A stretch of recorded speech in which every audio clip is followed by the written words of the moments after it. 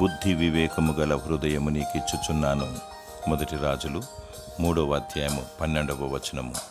యెహోవా దేవుడు జ్ఞానానికి సృష్టికర్త, మూలాధారము ఆయనే. ఆయన చేతి పనులు మానవుని హృదయానికి అగోచరములు. ఆయన సృష్టి విధానము ఆశ్చర్యము.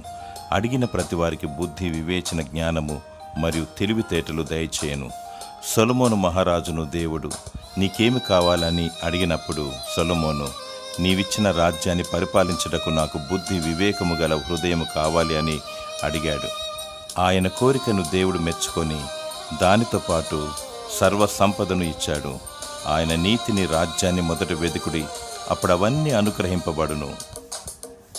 దేవుడు నీ హృదయ వాంఛను తీర్చి బుద్ధి వివేకము గల హృదయాన్ని నీకిచ్చునుగాక. ఆమేన్.